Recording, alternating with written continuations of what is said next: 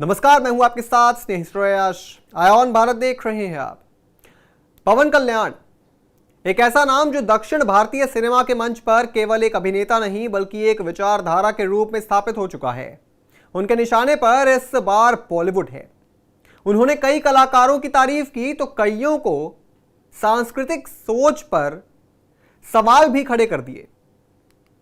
अब जब वो आंध्र प्रदेश के उप मुख्यमंत्री की भूमिका में हैं तो उनके विचारों में पॉलिटिकल मैच्योरिटी और सांस्कृतिक चेतना का संगम दिखाई देता है। हाल ही में उन्होंने सिनेमा, संस्कृति और समाज के इंटरपर्सनल रिलेशनशिप्स को लेकर जो टिप्पणियां की वो न केवल संवेदनशीलता बल्कि फिल्म प्रेमी की आवाज भी दिखती है। एक जागरूक नागरिक की चिंता उनकी बातों में भी साफ झलक दिखाई देती है। पवन कल्याण ने अपनी बात की शुरुआत एक बेहद बुनियादी लेकिन गहरे सवाल से की। क्या सिनेमा केवल मनोरंजन है या समाज का दर्पण भी? इस सवाल का जवाब उन्होंने खुद के अनुभवों और उदाहरणों से दिया। इंटरव्यू में उन्होंने फिल्म दंगल का जिक्र किया और इसे बॉलीवुड के गौरवशाली पक्ष का प्रतीक बताया। उनके अनुसार यह फिल्म न सिर्फ हरियाणा की मिट्टी से जुड़ी है बल्कि एक सच्ची कहानी को कहती है। साथ ही उसमें भारतीय पारिवारिक मूल्यों, महिला सशक्तिकरण की छवि, ये सब चीजें भी हैं। लेकिन इसी संदर्भ में उन्होंने गहरी चिंता भी जताई। उन्होंने कहा कि समय के साथ फिल्म निर्माण की प्राथमिकताएं बदल गई हैं। पहले कहानियां समाज की आत्मा से उपजती थी, अब वो ट्रेंड से उपजती हैं।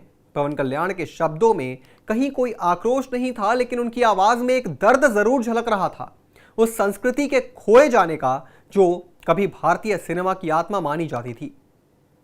बॉलीवुड को लेकर पवन कल्याण का अप्रोच बैलेंस था।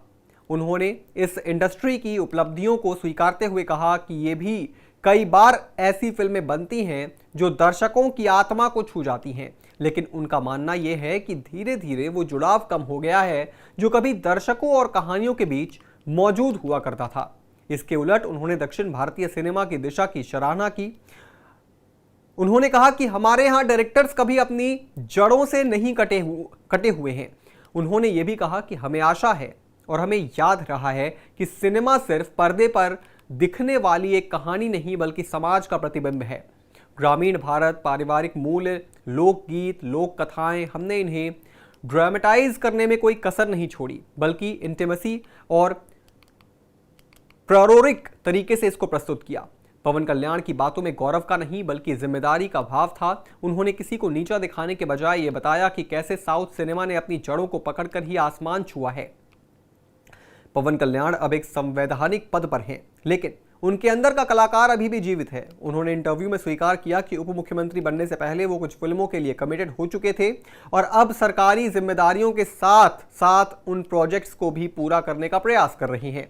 ये एक चुनौती है, लेकिन पवन कल्याण के लिए ये संतुलन केवल एक काम का नहीं बल्कि एक संकल्प का है, जहां वो दोनों भूमिकाओं को पूरी ईमानदारी के साथ निभाना चाहते हैं। फैंस की उम्मीदों पर वो खरे उतरना चाहते हैं। उनके फैंस इस दोहरी भूमिका में भी उन्हें देखकर गर्व महसूस कर रहे हैं। जहां एक ओर वो जन सेवा में जुटे हुए हैं, वहीं दूसरी ओर उनकी आने वाली फिल्मों को लेकर उत्साह की लहर साफ देखी जा सकती है। लेकिन पवन कल्याण खुद इस उत्साह को केवल फेम का अवसर नहीं मानते।